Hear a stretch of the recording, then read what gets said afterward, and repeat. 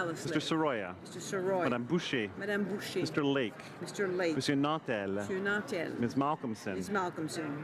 Ms. Ramsey. Ms. Ramsey. Ms. Kwan. Ms. Kwan. Madame Quash. Madame Quash. Mr. Blakey. Mr. Blakey. Monsieur Choquette. Mr. Choquette. Madame Moore. Madame Moore. Mr. Tabera. Mr. Tabera. Mr. Sorbera. Mr. Sorbera. Mr. Spengeman. Spengeman. Mr. Nuttall. Mr. Nuttall. Mr. Barlow. Mr. Barlow. Mr. Doherty. Mr. Doherty. Mr. Berthold. Mr. Berthold. Mr. Martel. Mr. Martel. Mr. Paulus. Mr. Paulus. Mr. Chong. Mr. Chong. Mr. Richards. Mr. Richards. Mr. Workington. Mr. Workington. Mr. Straw. Mr. Straw. Ms. Harder. Ms. Harder. Mrs. Vecchio. Mrs. Vecchio. Mrs. Wong. Mrs. Wong. Mr. Abu Tayyif. Mr. Abu Tayyif. Mr. Kelly. Mr. Kelly. Mr. Generou. Mr. Generou. Mr. Garrison. Mr. Garrison. Madame Boutin-Sweet. Madame Boutin-Sweet. Ms. Blaney, North Island, Powell River. Ms. Blaney, North Island, Powell River. Mr. Rankin. Mr. Rankin. Monsieur Dubé. Monsieur Dubé. Mr. Davies. Mr. Davies. Monsieur Boulefis. Monsieur Boulefis. Madame Laverdière. Madame Laverdière. Monsieur Dussault. Monsieur Dussault. Première rangée à ma gauche. First row to my left. Ms. Finley. Ms. Finley. Ms. Gladue. Ms. Gladue. Mr. Allison. Mr. Allison. Mr. Bazan. Mr. Bazan. Mr. Kent. Mr. Kent. Monsieur Reyes. Monsieur Reyes. Ms. Bergen. Ms. Bergen. Ms. Raitt. Ms. Raitt. Mrs. Block. Mrs. Block. Mrs. McLeod, Kamloops, Thompson, Caribou. Mrs. McLeod, Kamloops, Thompson, Caribou. Monsieur Blaney, Bellechasse et Chemin-Lévis. Monsieur Blaney, Bellechasse et Chemin-Lévis. Mr. McColeman. Mr. McColeman. Mr. Julian. Mr. Julian. Monsieur Caron. Monsieur Caron. Mr. Cullen. Mr. Cullen. Mr. Massey, Windsor West. Mr. Massey, Windsor West. Ms. Ashton. Ms. Ashton. Ms. Matheson. Ms. Matheson. Ms. Duncan, Edmonton, Strathcona. Ms. Duncan, Edmonton, Strathcona. Mr. Christofferson. Mr. Christofferson. To all those at my right opposed to the motion will please rise. Fifth row. Fourth row to my right. Third row to my right. Second row to my right.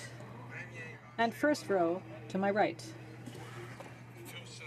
All those at my left opposed to the motion will please rise. Fifth row. Fourth row to my left. Third row to my left.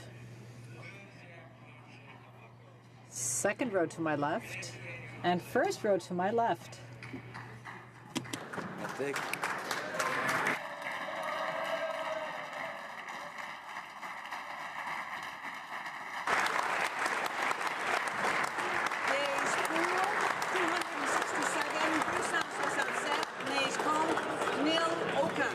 Declare la motion.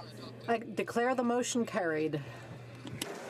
It being 5:35 p.m., the House will now proceed to the consideration of private members' business as listed on today's order paper. Consideration of motion M77, instruction to the Standing Committee on Transport, Infrastructure and Communities, Canadian Flight Training Schools, and on the amendment of Monsieur Aubin.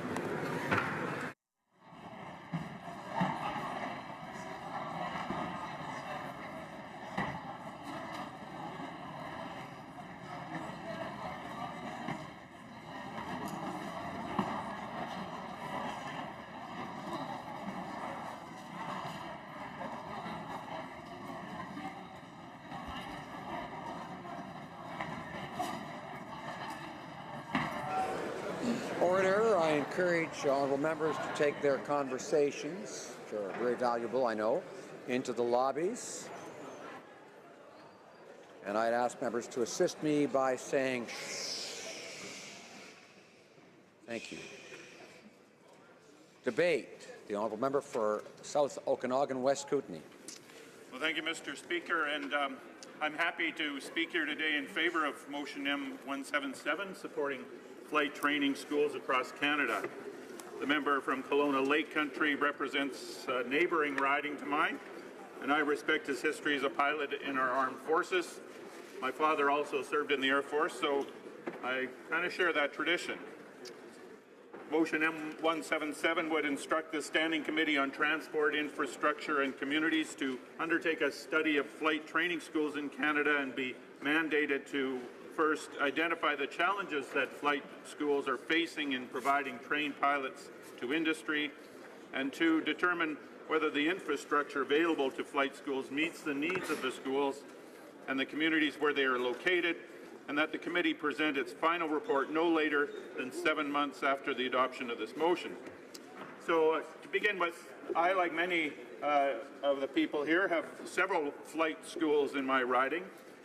Two of them are, I have standard flight schools in Penticton and Grand Forks where you can get your flight license. And for over 40 years, Selkirk College in Castlegar had an aviation program teaching flight skills, but unfortunately that program closed in 2014.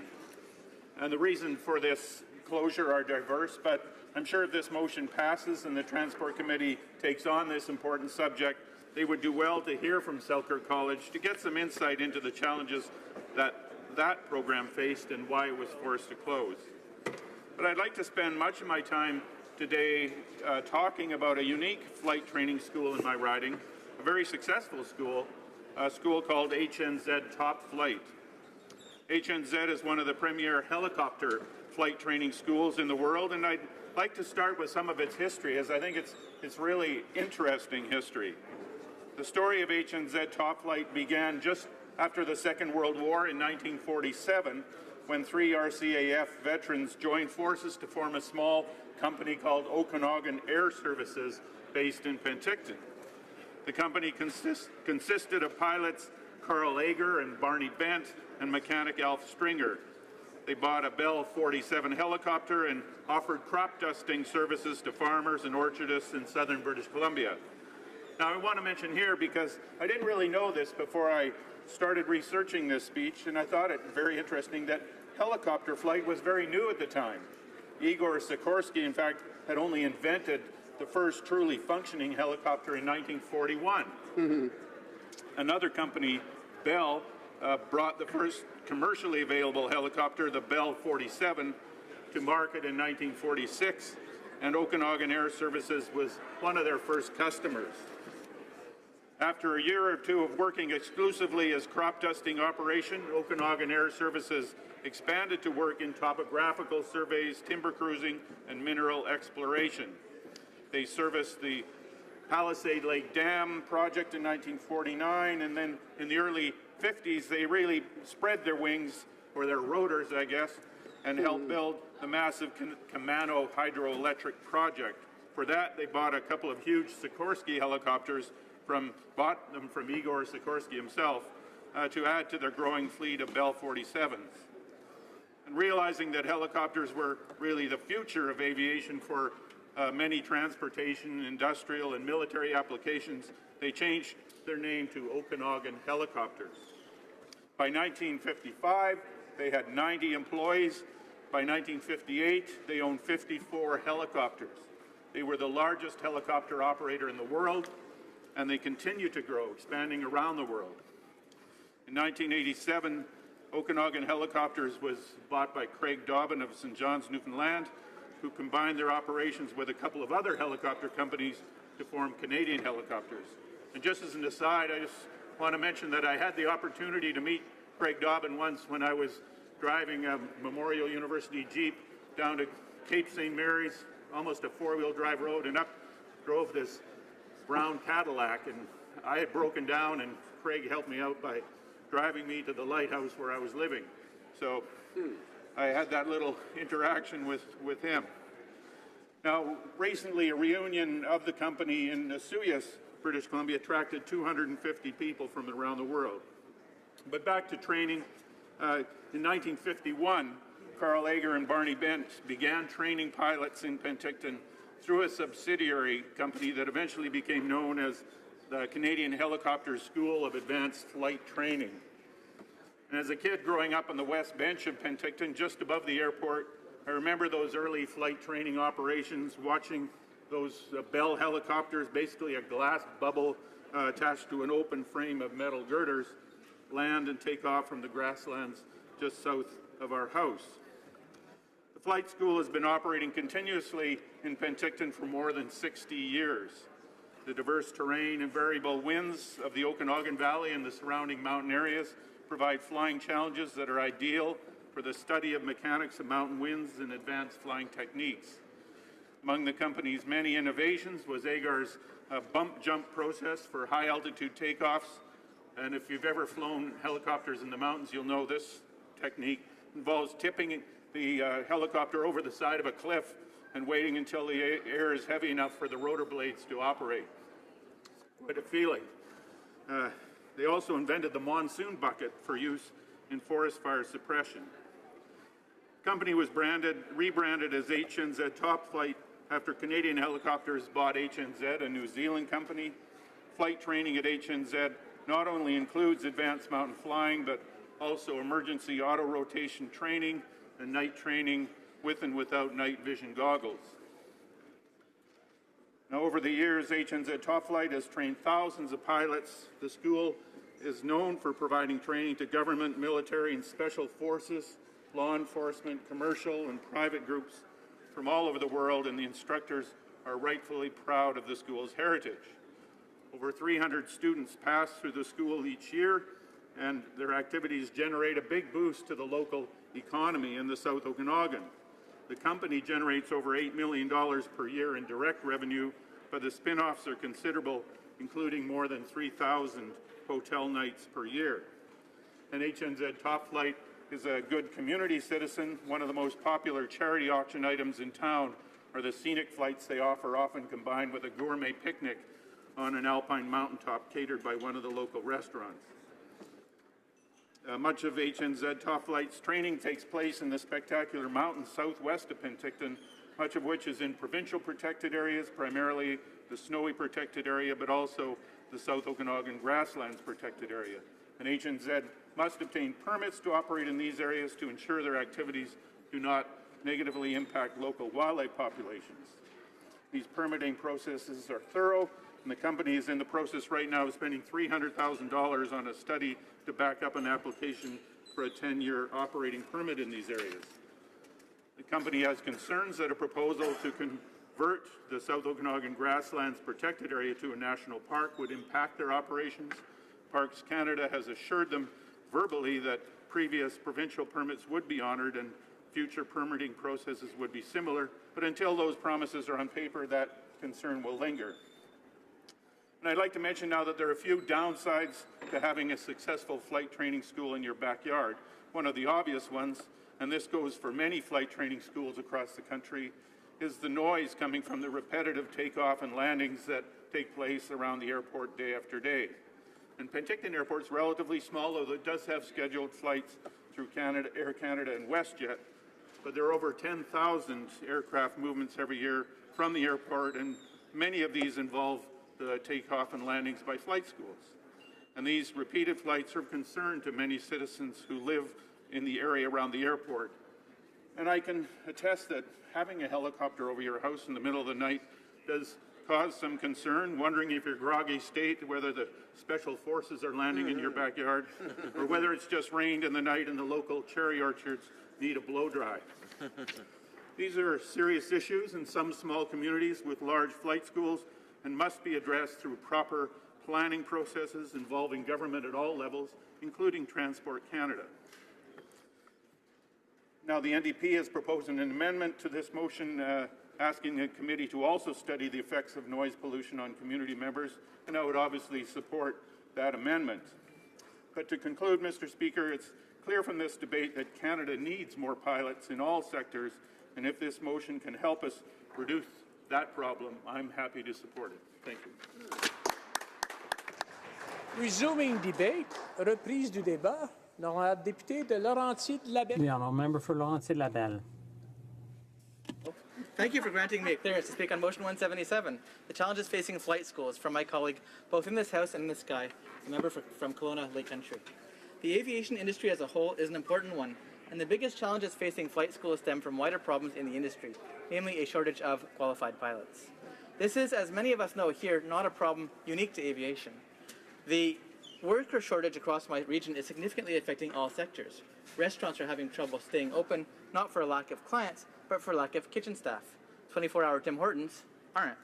Even garages have significant ad campaigns on local radio stations to hire mechanics. And the story is repeated in just about every industry across the region.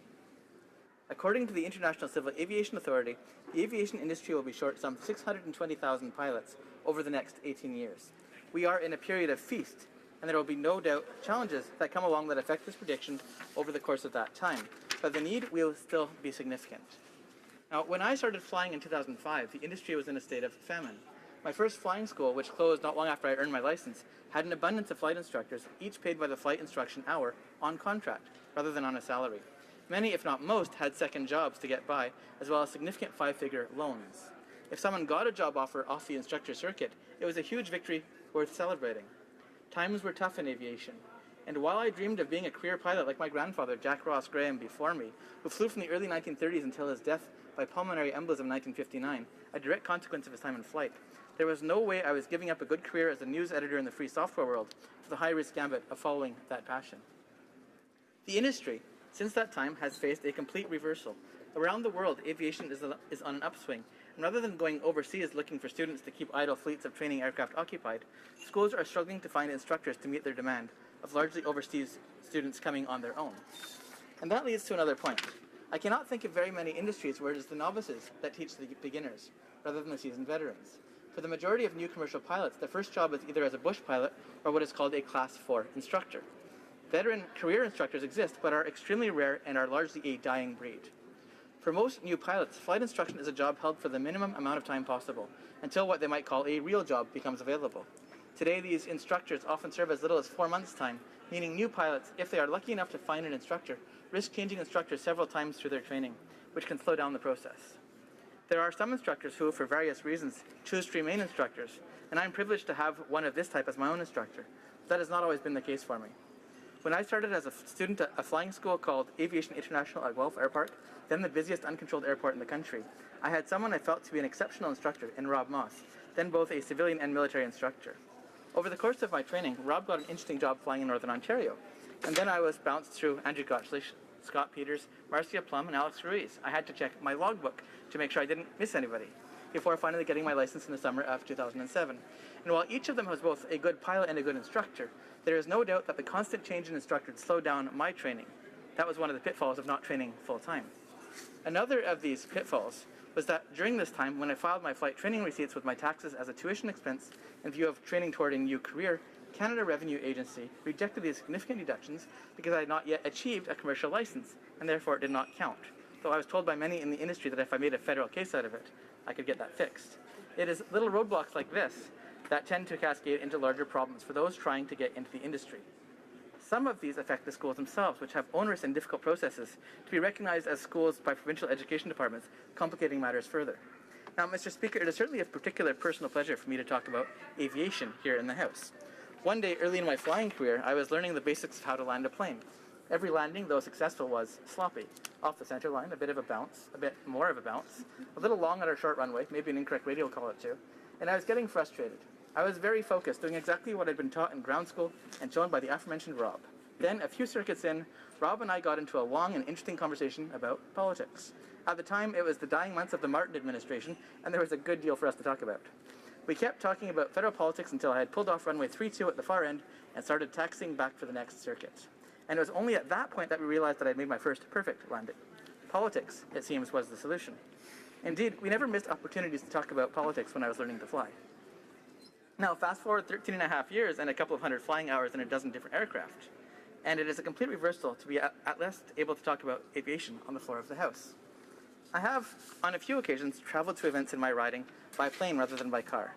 I have landed at all 5 registered land aerodromes in the riding, including La Macasa Mont Tremblant International Airport, where I rent a Cessna 172M, and there are another 5 registered heliports and 5 registered seaplane bases, and numerous unregistered runways and the occasional temporary airfield plowed into a frozen lake, several of which I've also landed at, helipads as well as floatplane docks on many of the approximately 10,000 lakes that decorate Laurentides-la-Belle. A search last year of Transport Canada's airplane database found about 300 aircraft registered to postal codes in my riding. Aviation is, then, an important part of the Laurentians. I am a member of the Association des aviateurs de la région du Mont-Tremblant, the Association des pilotes de Brousse du Québec, and the Canadian Owners and Pilots Association. The first puts up an event we call Jeunes en Vol every year at Wheeler Field in Mont-Tremblant, itself the site of Canada's first commercial airline. There have also been such events in Saint-Anne-du-Lac and La Minerve over the past couple of years. And at 5 of these, I have participated as a volunteer pilot, offering rides to 3 kids at a time aged 8 to 17 in what we call le baptême de l'air, aerial baptism. All the organizations I mentioned put on this type of event all across Canada. At its core, it is a way for the aviation industry to tackle the problem of self-renewal, and offering 200 kids at a time the opportunity to experience flight in a small plane, in almost all cases for the first time, we are inviting interest in pursuing a career in the industry. I have taken approximately 50 kids up so far in this manner, as well as my own 4-year-old daughter, Ozara, who now insists, depending on the day, that she will be either a member of Parliament, a pilot, or most recently a flight attendant. Almost every time I take a new person up in the air, I see their eyes light up. Only once have one of the kids also lit up a plastic bag, but we do try and avoid that. The interest is there. People want to fly, but the challenges of learning to fly are numerous. It is expensive. A new pilot will typically go $75,000 in debt or more before obtaining their commercial license. And while prices have climbed steadily over the 13 years I've been flying, schools are reticent to further raise prices. And of course, this leads to the vicious circle of instructors being few and far between. Aviation medical examiners are rarer than they need to be. And if you do complete your courses, there aren't even enough flight test examiners to meet current demand. Now, I'm lucky to have an extraordinarily competent instructor in Carolyn Farley, the owner of Air Loisir at La Macaza. For her, finding and retaining additional instructors for the 3 Cessna 172s that are used for land training at her school, and many others like hers, is a huge challenge. A newly commercial-rated pilot with 200 hours, the minimum necessary to get a commercial license, can easily pick up a job in, for example, mines in Central Africa or obscure routes across the Far East, making decent money, and it doesn't take a whole lot of hours to pick up a flying job back at home. Sticking around to be a Class 4 instructor, the class that an instructor remains until they have successfully trained at least 3 students, at which point they become a Class 3 instructor, is hardly a lucrative way to live. Generally on contract and paid by the instruction hour rather than by the duty hour, they are severely constrained by weather and aircraft availability, among numerous other factors. And there is no way to clear that $75,000 debt in anything resembling a rational timeline. And while schools themselves face challenges with things like noise complaints from neighbors who get annoyed with the constant buzz of planes climbing out, circling and landing over their houses, the biggest challenges are incentivizing commercial pilots to pass on their skills. There is, for example, a zero incentive for an experienced pilot to pass their thousands or tens of thousands of hours of knowledge back to the next generation. It is left to the new pilots to train the newer pilots. More than that, there is little incentive for those new pilots to even take on that challenge, because the immediate concern is getting themselves out of the mountain of debt created by becoming a pilot in the first place, a debt that many succumb to even before finishing their license, resulting in high dropout rates, further stressing the system. There are obvious places to look for solutions. Canada's pilots are only about 7% women, and Indigenous communities are severely underrepresented, yet are generally more reliant on aviation than most of the rest of society, though many reserves don't even have an airstrip.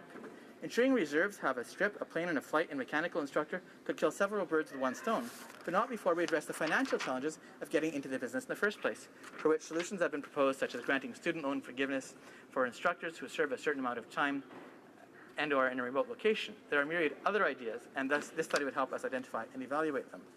The problem is, of course, wider than just pilots, and it also speaks to the related problem of the death of the apprenticeship economy. Aviation mechanics, the Royal Canadian Air Force, and pretty much anyone hiring in the aviation industry has stiff competition for competent, trained workers. And so a deeper study of these challenges and how we can address them is not only warranted, Mr. Speaker, it is urgent. Down and clear of the active, Mr. Speaker. Please close my speech plan. Resuming debate, the honourable member for Caribou Prince George. Thank you, Mr. Speaker. And I want to thank our honourable colleagues for the debate today. I want to thank our honourable colleague from Kelowna Lake Country for bringing forth M177. Mr. Speaker, I'll start off by saying that we are supporting this. It should come as no surprise. I've had conversations with our honourable colleague across the way. I am disappointed, however, when M177 was first discussed, I put forth a friendly amendment, and I wanted us instead, the Parliament, to instead look at some of the causes to the pilot shortages, some of the deterrents that are perhaps stopping the next generation of pilots going forward, or actually the next generation for enlisting to become a pilot.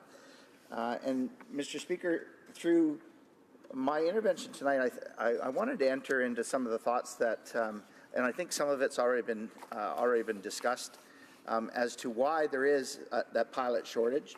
And I also want to talk about the serious need that, or the serious void that we have in terms of pilots coming in. And it's not just Canada, it is a global pilot shortage. As a matter of fact, Boeing recently came out, and I will update the numbers that have been bantered about, because there's been a whole whack of numbers that have been offered, but Boeing recently came up that that aviation, global aviation, will need 790,000 new pilots by 2037 to meet the growing demand.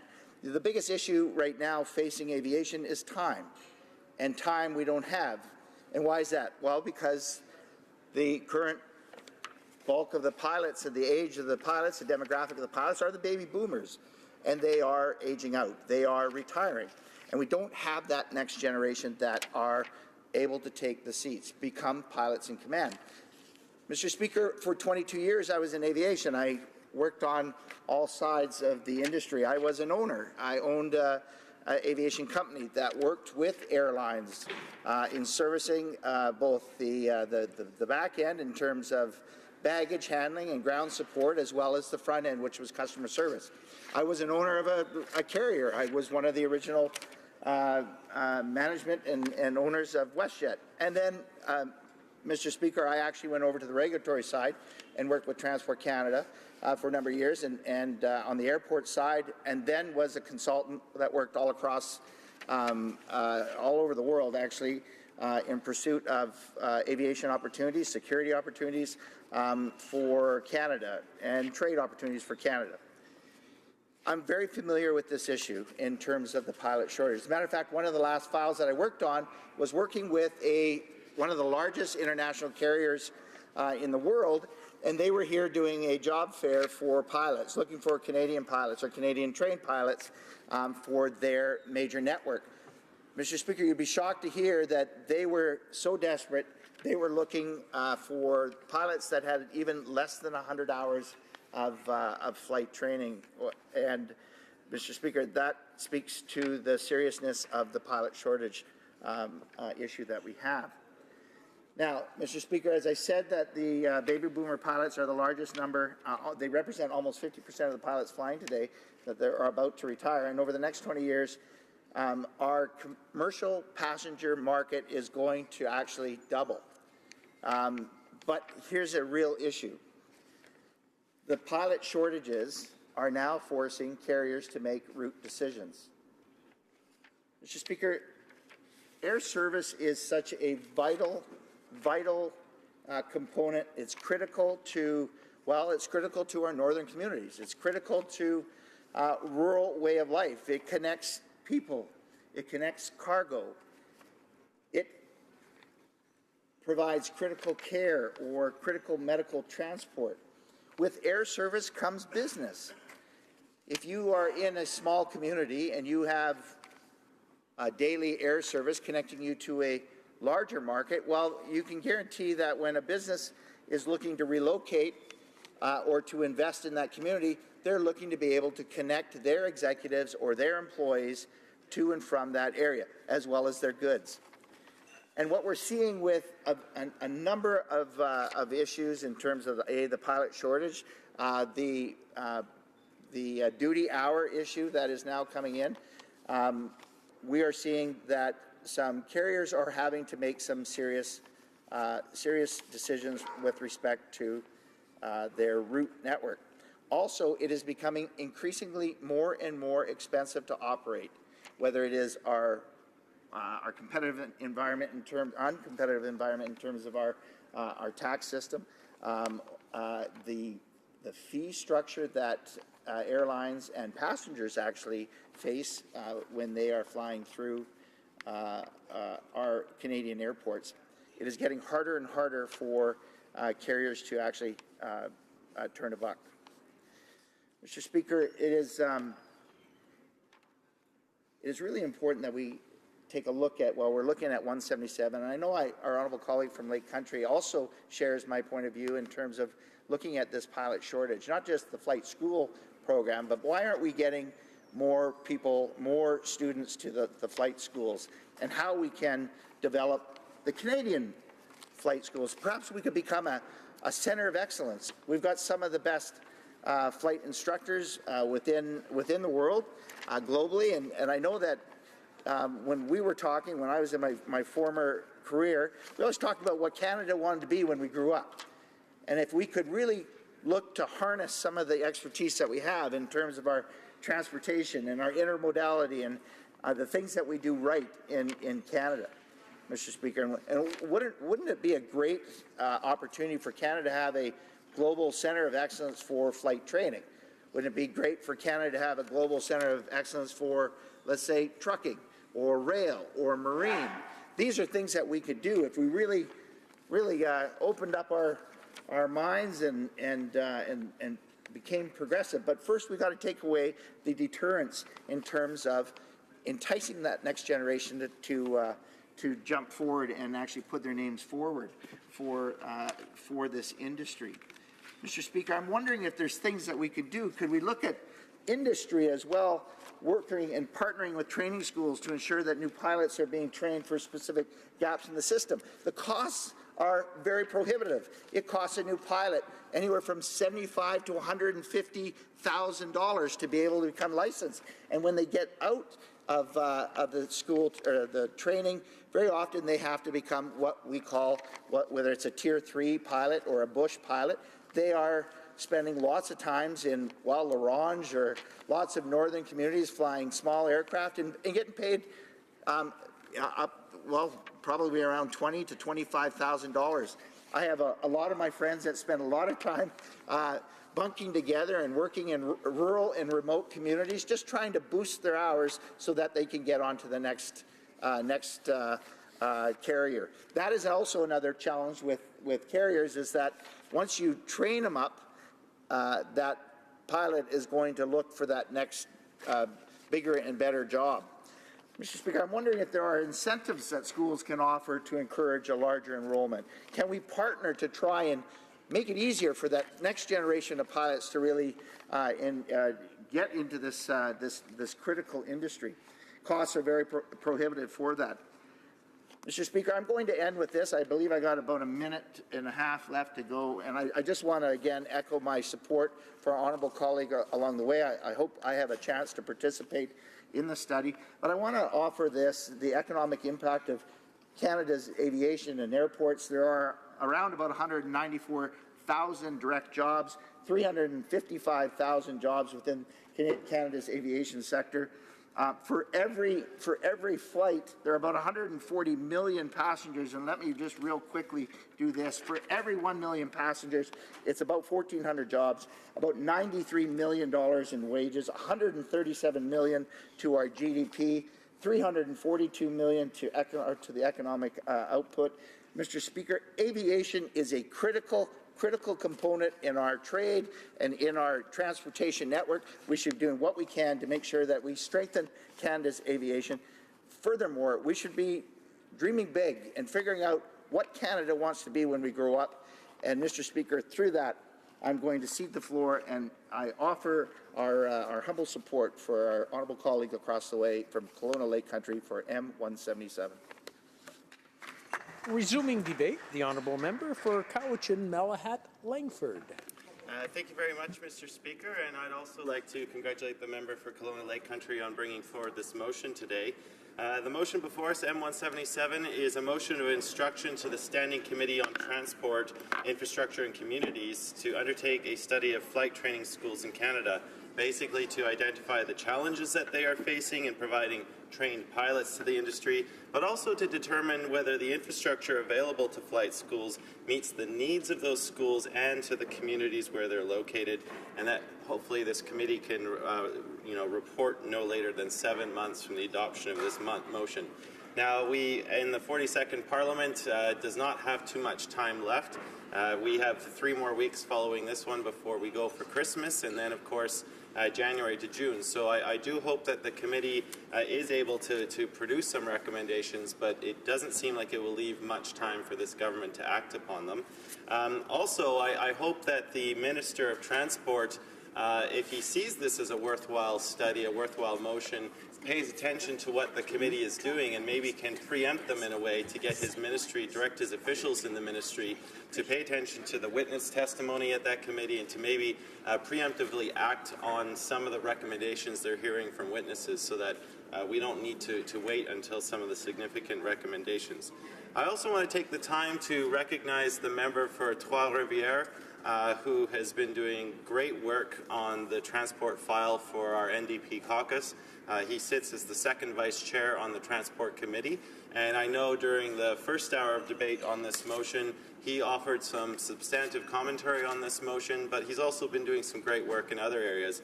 And I was very pleased to see that member move an amendment to this committee which would have added a study on the effects of noise pollution on public health, because that's often a reoccurring issue with flight schools, but also that the government and specifically Transport Canada be more transparent in how it handles all of the data that was collected. Now, during the course of that first hour of debate, the member for Kelowna Lake Country did seem to indicate that he supported that amendment, and I hope he will continue to honour that. But nevertheless, if the motion does proceed to Transport Canada as was originally written, I'm still sure that there is plenty of room within the original wording to hear from people who are concerned with some of the negative impacts that flight training schools do. Now, speaking personally, Mr. Speaker, I don't have much direct experience with airplanes, other than being a member of Parliament who relies on Air Canada to get back to the amazing constituents of Couch and Malahat Langford. I try to do it every weekend. But, you know, there was a time in my life, a previous life, when I did a job as a tree planter.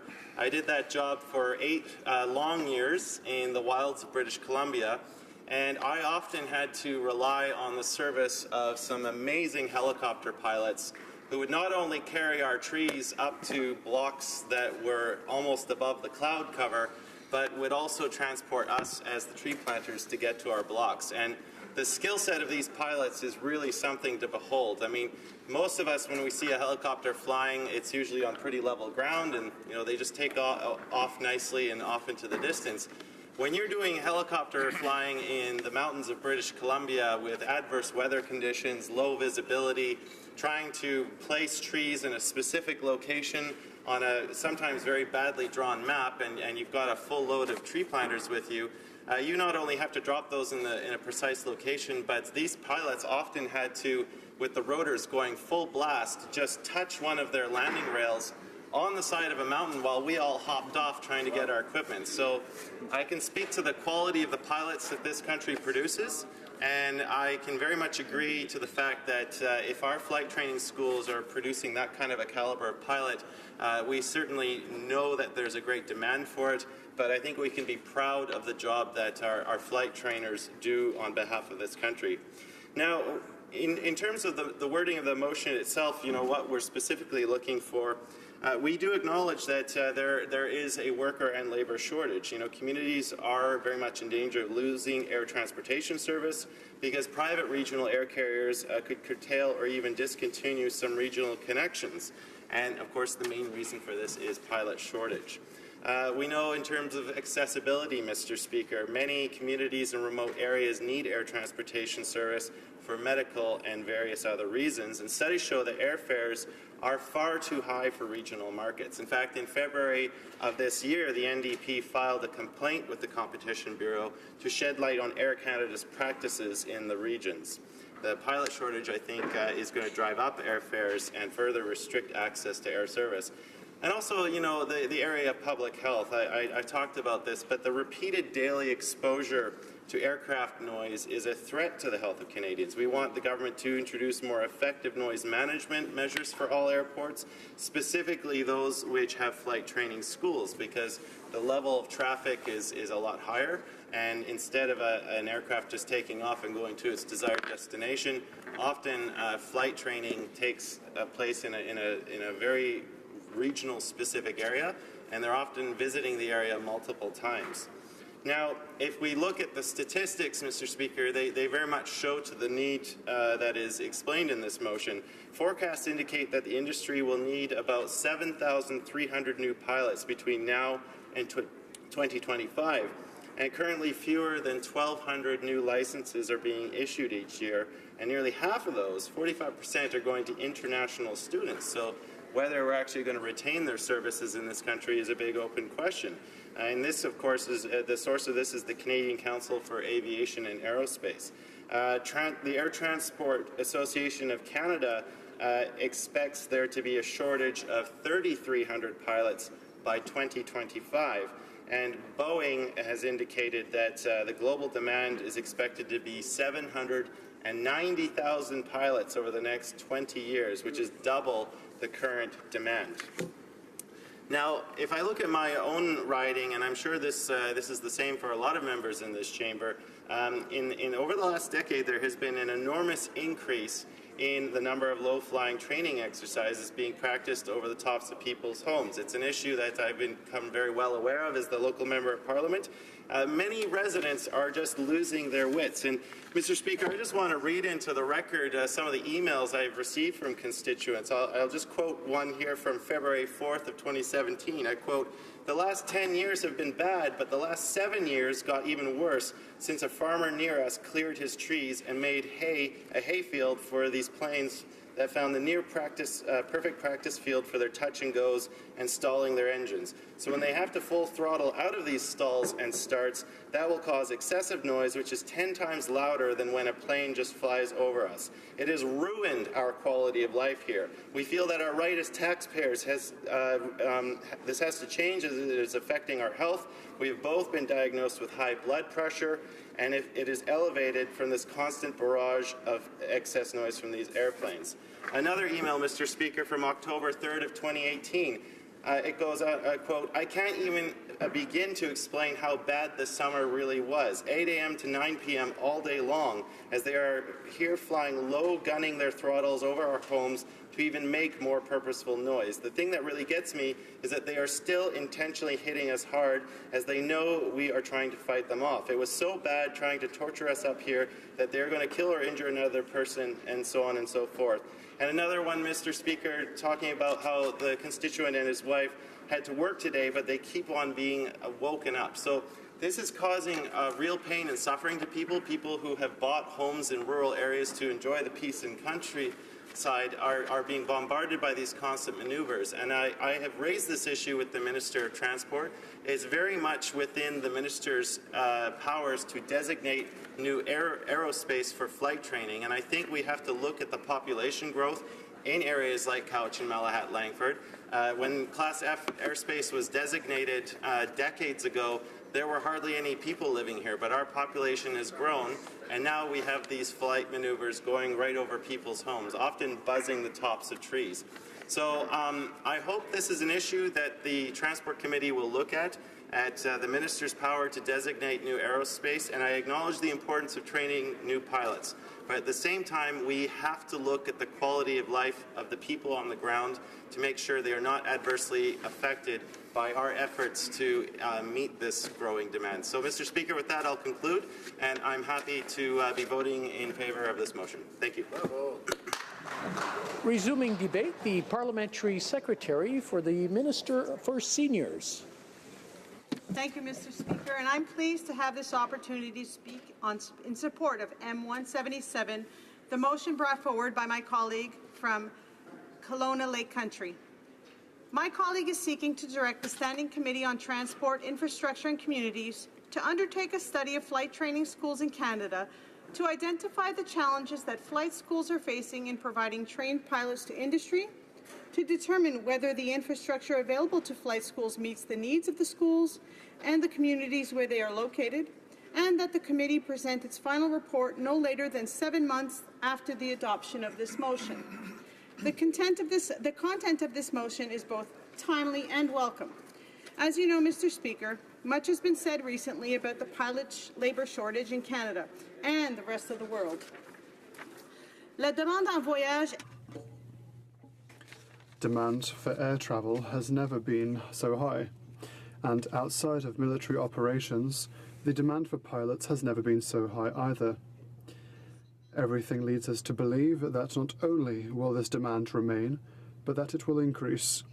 Boeing and Airbus might be trade competitors, but they both agree on the growing shortage of pilots for their aircraft, and any other commercial aircraft will be huge by 2036. They've based their forecasts on the projected doubling of the number of commercial aircraft fleets throughout the world to meet the record demand for flights and to address the growing shortage of workers.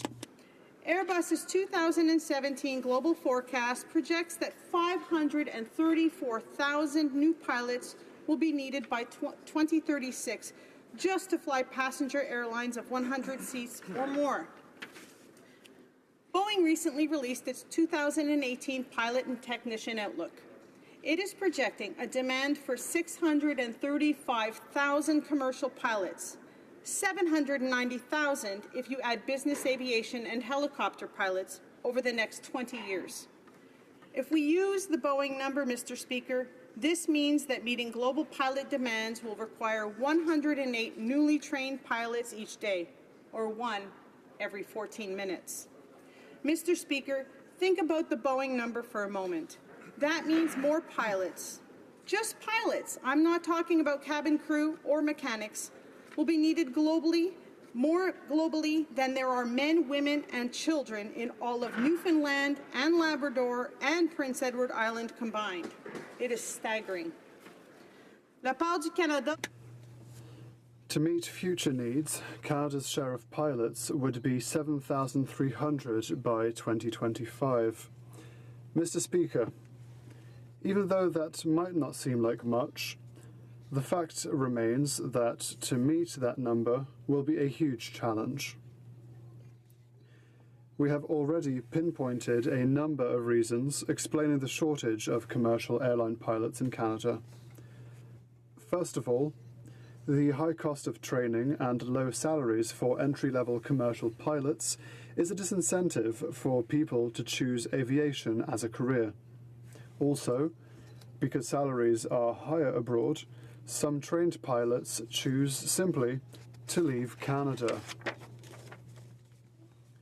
And then, there is a lack of qualified instructors to train new pilots. And this is partly due to the fact that they are not paid well, and this keeps trained pilots from wanting to teach. Lastly, there are fewer and fewer military pilots who become civilian pilots. Mr. Speaker, when it comes to training new pilots in Canada, the output of qualified commercial pilots to serve on domestic carriers hovers at approximately 550 per year. This is half of what will be required by 2025 if retirements and pilots leaving for opportunities with international carriers are considered. The fact that the number of flight schools in Canada has declined from 230 schools in 2001 to 169 in 2016 only compounds the problem. In fact, in my riding of Longueuil-Charlemagne, we are right next to the Aéroport Saint-Hubert, where we have many pilot training schools. So I know how important it is to continue to support them. As I said, Mr. Speaker, meeting our needs for commercially trained pilots will be a challenge. It is clear that a shortage of pilots in Canada is an issue. It is something that must be addressed if we are to avoid the negative economic and social impacts of an undersized domestic air transportation system. The importance of our aviation industry cannot be overstated, especially because reliance on and demand for air transportation services continues to grow with our population and the emergence of new technologies.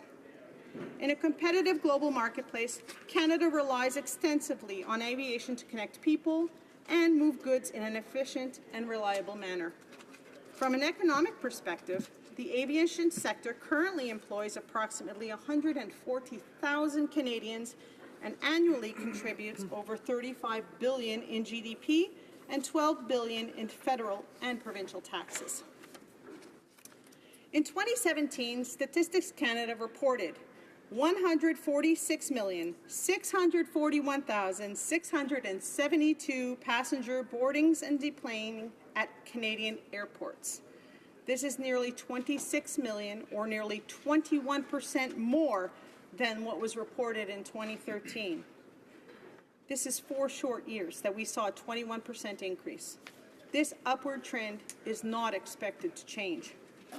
Between the years 2010 and 2017, Statistics Canada reported the amount of air cargo that was handled at Canadian airports jumped by nearly a third, from 1.05 billion kilograms to 1.31 billion kilograms. And again, this upward trend is not expected to change.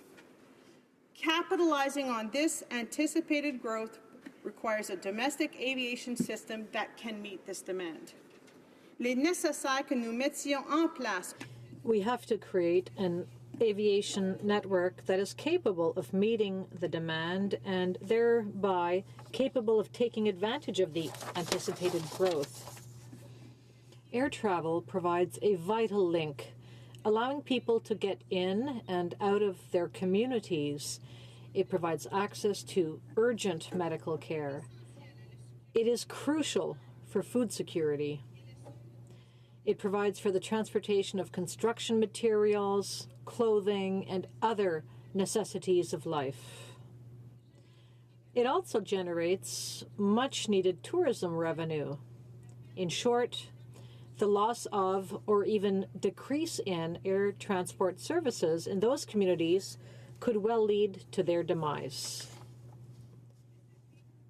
This brings me back to the motion at hand, which seeks to direct the Standing Committee to look specifically at flight training schools in Canada to see what can be done to increase the output of commercial pilots.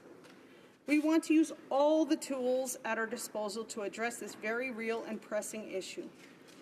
For this reason, Mr. Speaker, the government supports M177, the motion put forth by the member from Kelowna Lake Country, himself a pilot. Thank you. Merci. Reprise du débat. Resuming debate. Honourable Member for Provencher, I want to point out that he'll have approximately 6.5 minutes. Thank you very much. Thank you, Mr. Speaker. And boy, I am really pleased, Mr. Speaker, to be here this evening talking on motion M177 to study flight schools and to study their, or directing the Transportation Committee to study flight schools and also their infrastructure. I want to talk about a few different things this evening in the time that I have, and I'm going to have to cut my remarks brief. I've got lots to talk about. I want to talk about my own personal experience about getting my pilot's license. I remember as a young child going to air shows and being fascinated with the concept and just the whole idea of flight, the freedom of flight, the wonder of flight. And growing into my adult years, it continued to fascinate me, but you know, I was scared to fly, Mr. Speaker. I'd never been in an airplane until I was a young adult, and I was frightened to take that first move. And my wife played a bit of a trick on me. She bought me an introductory flight lesson for my birthday, and I had to do that. And you know, it was something that I need to overcome, and it, of course, was a wonderful experience. And I let it go at that. But then sometime later, I was reading the paper, and she pointed out to me, she says, look, there's ground school training. She says, she says, you enjoy airplanes so much and the whole concept of flying, why don't you take ground school? You don't have to fly. Just take ground school. It's reasonably inexpensive, $400 or $500, and you've gone through ground school, and you'll understand the whole theory and concept of flight. She tricked me again. And she got me to go to ground school, and I think she knew that once I was at ground school, there would be tremendous peer pressure to actually fly the airplane.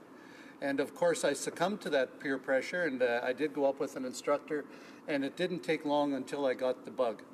I took my training at Harv's Air Service. In my riding, they're based out of Steinbeck. They also operate a flight school just outside of Winnipeg in St. Andrews, Manitoba, at the St. Andrews Airport. And Harv and Betty Penner, together with their sons Adam, Luke, and Greg, operate this flight school. And they've operated it for 30 or 40 years, I'm not sure the exact amount of time. They have trained thousands of pilots, many of whom fly for a lot of our commercial airline companies today. And they do a wonderful job. They've got a fantastic safety record. And when I look at some of the challenges that they face as a flight school, I know they face staffing challenges getting and retaining qualified instructors, but they also face challenges with sourcing students. And I can speak to or attest to that, Mr. Speaker, because when I started the ground school training, that was relatively inexpensive to do that. But once I began flying the airplane, the costs per hour to get training inside of an airplane are actually quite significant. And this was some 18 years ago when I took my training. And by the time I had completed my training, the cost of my training was probably about $5,500 or $6,000. And today I know that cost is significantly more. I think to become a private pilot is north of $10,000. And so it's not an inexpensive exercise. And I think this is a challenge for our flight schools, that they need to attract students at a reasonable cost. Not everybody can afford to take flying. And when I go to air shows today, I see boys and girls lined up at the fence watching these airplanes, wishing they could fly them. And Mr. Speaker, there's a few things that we need to point out here that a study will do. A study will determine what the needs of flight schools are. And we know there's a pilot shortage. We know there's going to be an increasing pilot shortage in the years to come. And we need to address that shortage somehow. And I think a good way to do that is to encourage folks to get into pilots training, to make sure that it's affordable. And one way we can do that is to look at ways of decreasing costs. And flight school operators have all kinds of costs. They've got costs of airplanes, which are based on the American dollar, and we know how that fluctuates, and right now it's to our disadvantage here in Canada that is the case. But they've got to buy their airplanes in American dollars. They've also got to buy fuel. Fuel is very expensive. And we know that with the proposed carbon tax that this Liberal government have, the cost of fuel is just going to go up. And that's going to negatively impact these flight schools. And Mr. Speaker, we need to make sure that that doesn't happen. And the other thing that we need to do is make sure that we provide them with the facilities that they are required to have in order to operate a safe and effective flight school. And so we need to make sure there's infrastructure money available for our municipal airports, but also for flight schools to take full advantage of that to make sure that we can get our pilots trained. The other aspect I just want to touch on briefly, and I know I've got about a minute left, Mr. Speaker, is the whole aspect of training military pilots. And a lot of them have come through flight schools, but a lot of them also are trained directly by our military. And we know, based on the Auditor General's report that came out just recently, that we have a significant shortfall in technicians and pilots. In fact, we don't even have enough pilots to fly the airplanes that we have.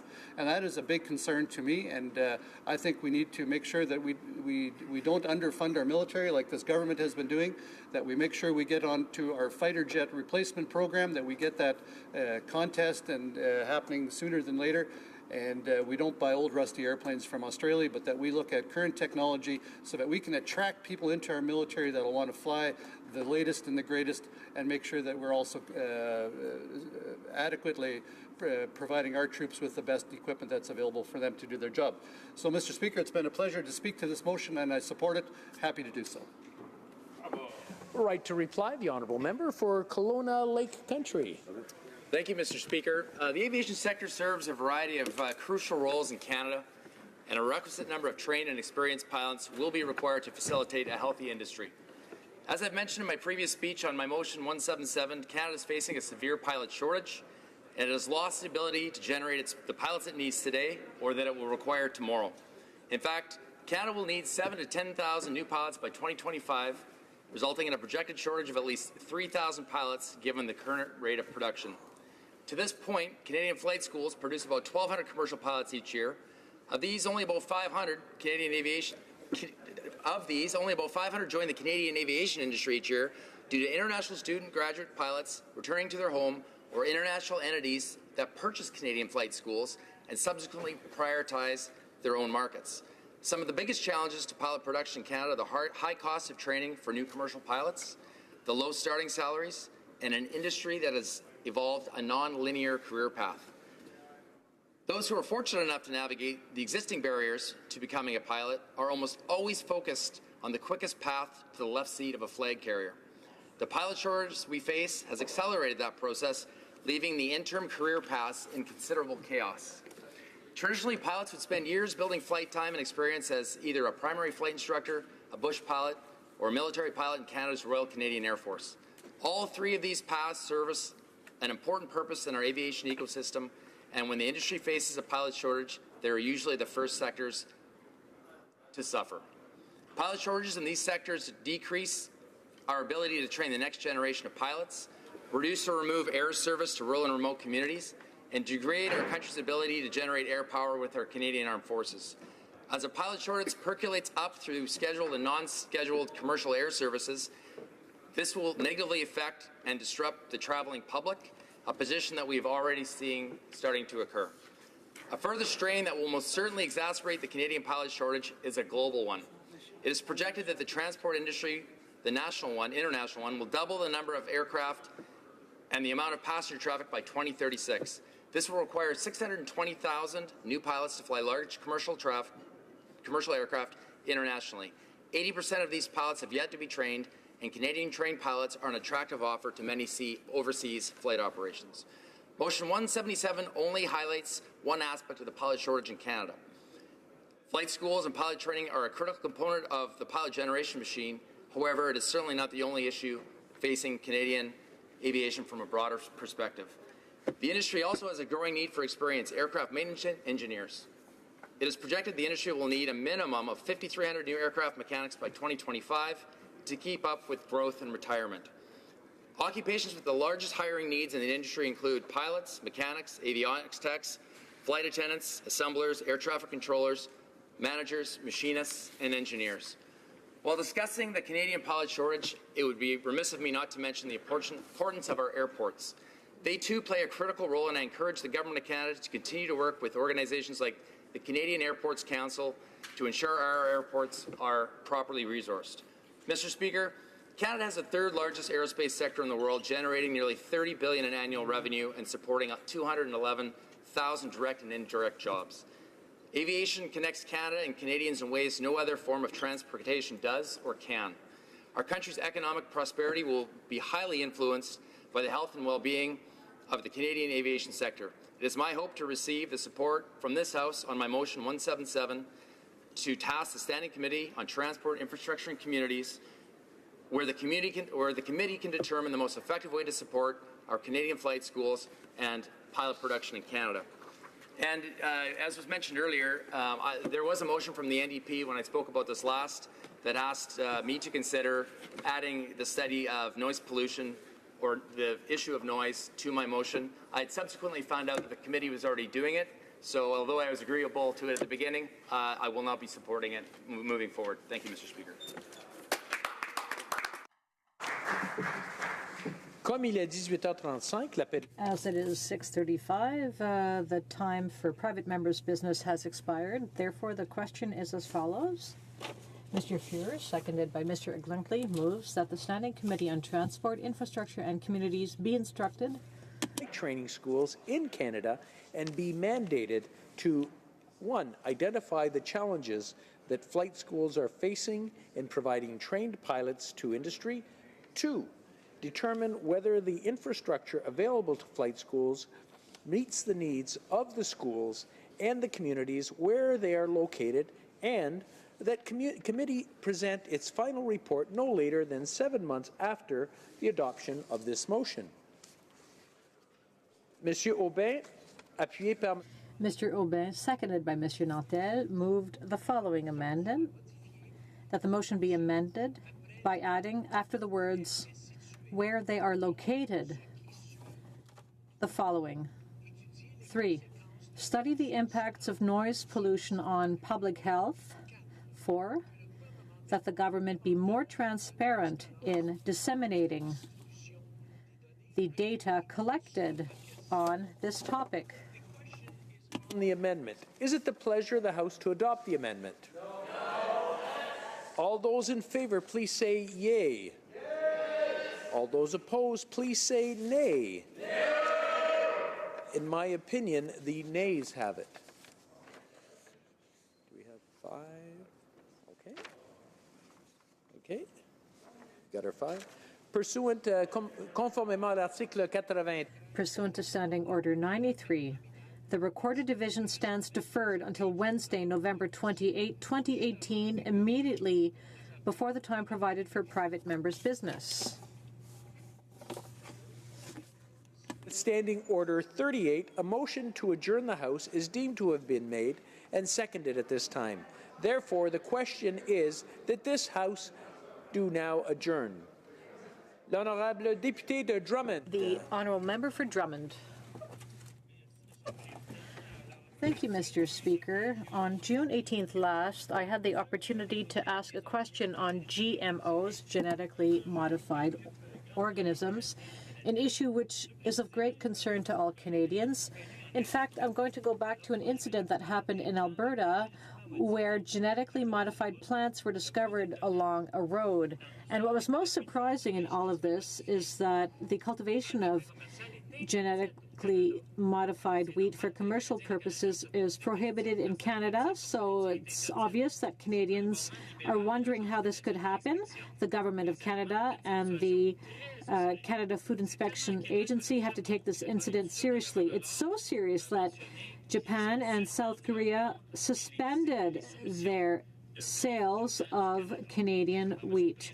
So, Mr. Speaker, the question of genetically modified organisms is an issue of great concern to many Canadians because there's no mandatory labeling in Canada and because there are some products which are prohibited but which unfortunately end up in a very worrying way, as was the case in Alberta, in plants. Now, with regard to agriculture, recently the NDP was in Montreal last weekend to support our farmers. The NDP has always been clear we must support supply management. As it stands, we have to make sure we can meet our own food needs. In fact, farmers from the Drummond area took part in a march entitled Garde Manger d'Alger, organized by the UPA. Karina Poudrier, the vice president of the local union of the agricultural producers and a dairy producer herself, said, when it comes to free trade agreements, we are always the one who get the short straw. We have the impression that we're always shunted aside and we are being told that it will not be bad for us. And however, at a certain point, people have to understand that we are the ones that feed Canadians.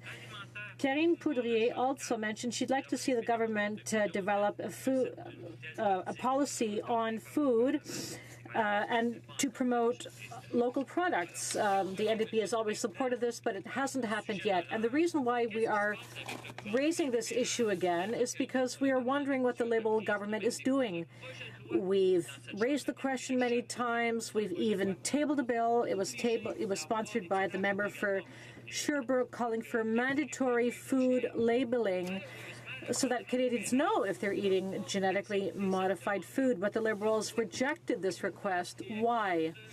Why is the Liberal government against the right of Canadians to transparency? Why is this government against the right of Canadians to know what they are eating? What is the Liberal government hiding? We are entitled to more information. Many food products are subject to mandatory labeling, but not foods containing genetically modified foods. So what is the government going to do to prevent incidents like the one I've described from happening when genetically modified wheat is forbidden in Canada? The Honourable Parliamentary Secretary to the Minister of Agriculture. Thank you, Mr. Speaker. Canada has one of the best food safety systems in the world. It's based on science-based, sound regulations that are internationally recognized.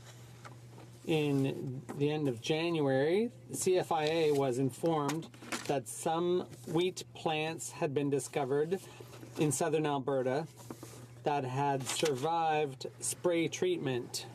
When CFIA was informed of this discovery, its scientists immediately began trials to see why the wheat had survived. And the results of those trials showed that the wheat was genetically modified and spray resistant. Since genetically modified wheat is not approved for use in Canada, CFIA worked with all its partners at all levels of government to get more information, more comprehensive and accurate information about this discovery. The scientific test, more in-depth testing, showed that this GM wheat was found in one place only, an isolated site where it was discovered, and that it had not entered into the human or animal food system. We can never be 100% sure that GM wheat poses no threat to public safety, to animal safety, or to the environment. And what's more, we are sure that the wheat discovered did not get out of that isolated, contained area, and this is very important. The government is ensuring that our trade partners have all the information they need in order to make enlightened decisions, and so that market disruption is limited. CFIA has developed a test to identify GM wheat, and this was made available to our trade partners so that they can conduct their own analyses. Two of our trade partners, Japan and Korea, temporarily closed their markets to Canadian wheat, and they did this for a very short period of time, and this had no effect on our trade relations and on our partners. Mr. Speaker, it's essential to ensure that our markets remain open and that Canadians and buyers all around the world continue to have confidence in Canadian wheat as high-quality, safe wheat. In conclusion, as a trusted, science-based organization, CFIA has shown transparency and has shown itself to be accountable to Canadians and the international community. CFIA understands the importance of Canadian wheat to Canadians and to our international trade partners. The agency is currently examining this isolated incident in order to determine where improvement is constantly needed. Multi-year monitoring is conducted and mitigation is used on this site to ensure that the genetically modified wheat does not survive in this area. Thank you, Mr. Speaker. The honourable member for Drummond. Mr. Speaker, I'd first of all like to congratulate the member for Cowichan Malahat Langford for his work on the Agriculture Committee. He asked a lot of questions, made a lot of attempts to get answers about this GM wheat issue. And we're in this situation because tests or trials were previously authorized. That's why that wheat is there in the first place. It's true that it's contained, but it's been found in places where it wasn't supposed to be. So we have to stop playing games with our health. That's what we're talking about. We're playing games with our food pantry and with these trials of GM plants. Canada is the only country in the world where you can buy GM salmon, Mr. Speaker, where it can be sold and distributed. No other country allows that. So it just doesn't make sense. The Honourable Parliamentary Secretary. Thank you, Mr. Speaker. I'd like to repeat that Canada has one of the safest food safety systems in the world. It's based on sound, science-based regulations that are internationally recognized. The system is sound and safe, and it covers genetically modified plants and animals that depend on that feed source. Health Canada and CFIA are active partners in this control and testing. There are specific requirements for information to be provided by those seeking licenses, and we need to ensure compliance with regulations and protect Canadian industry. The Government of Canada is working hard to ensure prosperity today and tomorrow for agriculture and agri-food in Canada. Thank you, Mr. Speaker. Vancouver East. Thank you, Mr. Speaker. After receiving a boilerplate response on this topic, the Safe Third Country Agreement last night, that failed to even address the substance of the issue before us, I thought that I would make it easier today. Experts at the Standing Committee for Citizenship and Immigration have been clear for a year. Sadhu Mohammed, a refugee who lost all his fingers crossing irregularly into Manitoba in order to have his asylum claim heard, stated, and I quote, "The Safe Third Country Agreement, that's what causes a lot of damage to most refugees and immigrants, so we would like it to be suspended." Alex Nariv of Amnesty International said, quote, "From a human rights perspective, it is vital that the agreement be suspended." Anne Wogler from Matthew House said, quote, For half of my career, there was no Safe Third Country Agreement, and I would have to say that things worked so much more smoothly. Professor Jamie Liu, University of Ottawa, recommended, quote, first, suspend the Safe Third Country Agreement. Peter Edelman, immigration and refugee lawyer, said, quote, I think it's worthwhile to suspend the agreement. The Honorable Alan Rock, now with the World Refugee Council, stated, quote, I think that agreement should be suspended and that we should no longer regard the United States as safe for those purposes. Dr. Patty Tamara Leonard said, quote, we can save lives and fingers by suspending it quickly. Jin Chan, Chinese and Southeast Asian Legal Clinic, said, quote, we call on Canada to rescind or suspend the Safe Third Country Agreement with the U.S. Professor Audrey McLaughlin, quoting a CIM 2002 report outlining conditions present today, which the committee believed would justify suspending or terminating the agreement, recommended, quote, I would just encourage this committee to consider heeding the recommendations of its predecessors.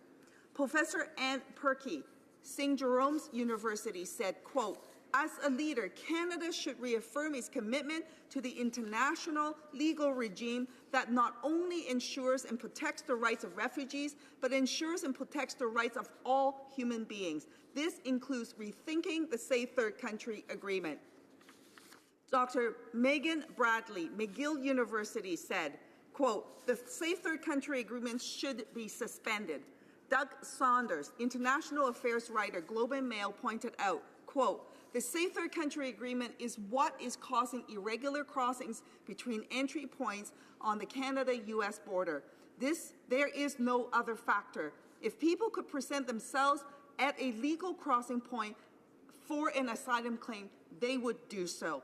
Experts in the public have been just clear about this issue. It is time for the government to heed their advice. L'honorable secrétaire parlementaire. The Honourable Parliamentary Secretary. Thank you, Mr. Speaker. I'm pleased to have the opportunity to respond to the question from the member for Vancouver East. As the Honourable Member is aware, the Safe Third Country Agreement was established with the United States in 2004. The objectives of the agreement are to enhance the orderly handling of refugee claims, strengthen public confidence in the integrity of our refugee systems, reduce abuse, and share responsibility for providing protection to those in need. The key principle of the agreement is that people must claim asylum in the first safe country in which they arrive. Those with a legitimate need for protection have a right to make an asylum claim. That's why it's important to ensure that we are meeting our international obligations regarding refugees and that our processes are efficient. To meet requirements in the Immigration and Refugee Protection Act, Canada continually reviews all countries designated as safe third countries.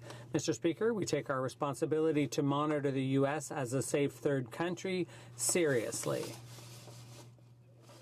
The Minister of Border Security and Organized Crime Reduction sent a letter to the U.S. Secretary of Homeland Security to request that we make further progress on this issue as soon as possible. Canada has analyzed recent developments in the United States, including the executive orders related to immigration and refugee matters. And we consider the United States a safe country for asylum claimants to go to seek protection. The UNHCR shares this view. Therefore, the STCA remains an important agreement with the U.S. to ensure the orderly handling of asylum claims. That being said, we continue to raise the issue of the STCA in our meetings with U.S. officials, and we look forward to discussing options to improve this agreement. Mr. Speaker, through all the government's actions to help deter irregular migration, our aim is to balance two objectives. Canada must remain a safe place for those who genuinely need protection.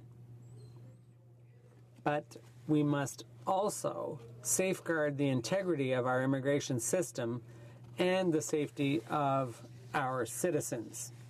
Thank you, Mr. Speaker.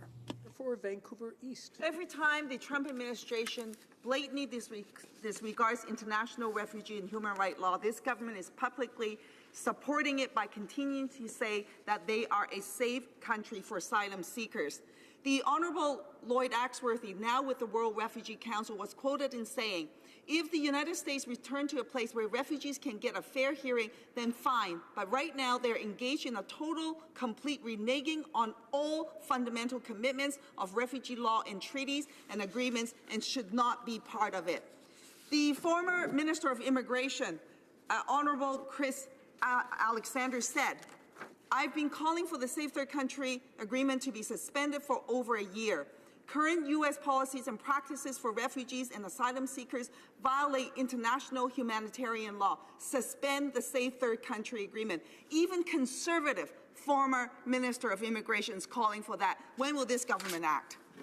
L'honorable secrétaire. The Honourable Parliamentary Secretary. Thank you, Mr. Speaker. The key principle of the Safe Third Country Agreement, or STCA, is that people must claim asylum in the first safe country in which they arrive. Canada has analyzed recent developments in the U.S., including the executive orders related to immigration and refugee matters, and we consider the United States a safe country for asylum claimants to go to seek protection. That being said, we continue to raise the issue of the STCA in our meetings with U.S. officials, and we look forward to discussing options to improve this agreement. Canada must remain a safe place for those who genuinely need protection, but we must also safeguard the integrity of our immigration system and the safety of our citizens. Thank you, Mr. Speaker. The Honourable Member for Calgary Nose Hill. Mr. Speaker, about 2 weeks ago, every member in this House stood up and agreed on one thing, that the decision for Canada to have a none-is-too-many policy and turn away Jewish refugees who are fleeing genocide, that this was something that was worth an apology for. The Prime Minister invoked the words and the phrase, "never again." And to me, if we are going to truly mean never again, we shouldn't be undertaking actions for which Parliament is going to have to apologize in terms of failing to prevent genocide in years to come. ISIS is a genocidal death cult. There's no other way to describe them. They have raped, tortured, systemically eradicated ethnic and religious minorities. This place has declared the fact that ISIS has declared had genocide against the Yazidi people. And so I just don't understand why this government has essentially acted as an apologist for Canadians or people with affiliations to Canada who have traveled abroad to take up arms to fight with ISIS.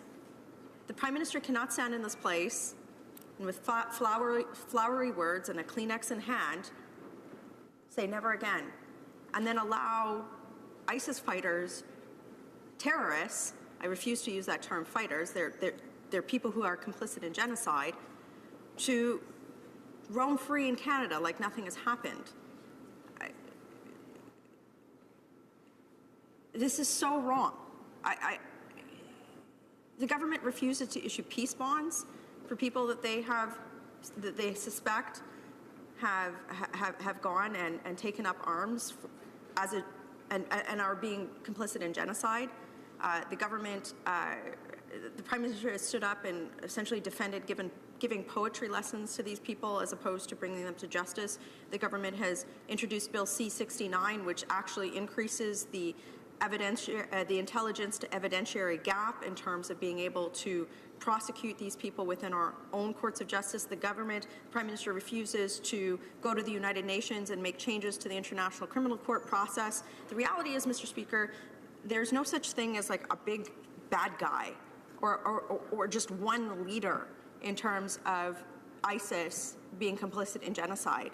As Nadia Murad said in her book, every person who spread propaganda or turned a blind eye to the sex slave trade that she was forced into. They are complicit in genocide, and they should be treated as such.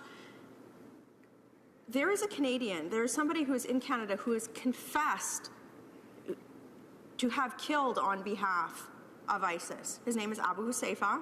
He did this with a New York Times journalist, and yet the government has been silent on what they're doing. So my question is very simple to the government.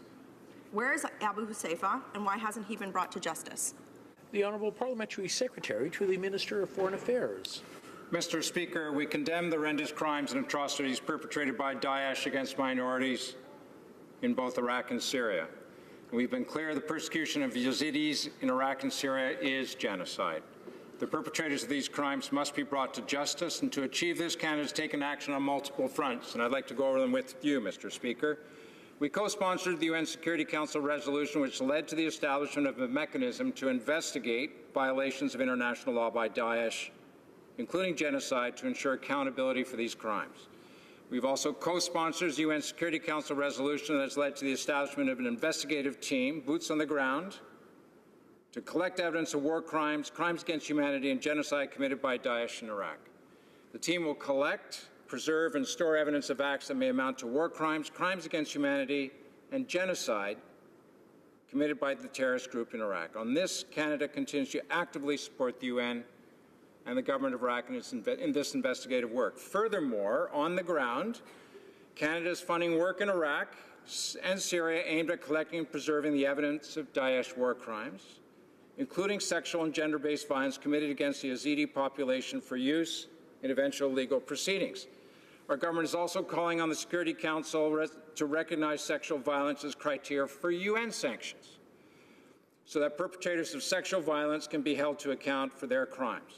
We understand that fighting incitement, pursuing accountability, and supporting the reduction of community tensions remains critical for long-term reconstruction and stability, and Canada supports such efforts. That's why we've committed $9.7 million for community-level initiatives to resolve disputes peacefully and foster better social cohesion among communities in Iraq. And through our Middle East strategy, we're also committing $840 million in humanitarian assistance to meet the needs of the most vulnerable in Syria, Iraq, and the region.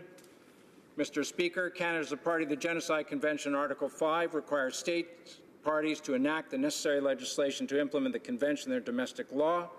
We are on track to do so. Mr. Speaker, let me reiterate, let me be clear, Canada is there on the ground. Canada is providing resources such as expertise and large amounts of funds. We're taking concrete action that will make a meaningful difference to the people in Iraq and Syria, especially the Yazidis. Thank you, Mr. Speaker. The Honourable Member for Calgary Nose Hill. Well, Mr. Speaker, what that translates to for those who are watching is blah, blah, blah, we've done nothing.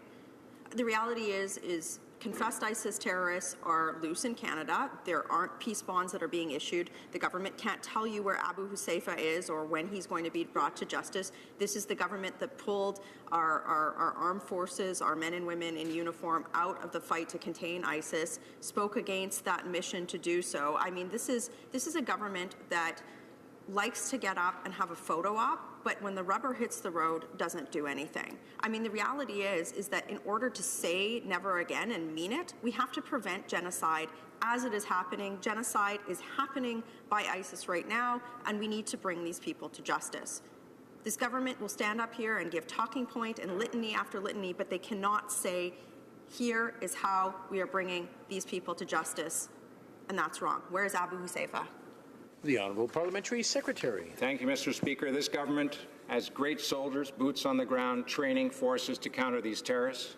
We're providing $840 million to assist in the reconstruction and resettlement, and also to ameliorate violence within the communities.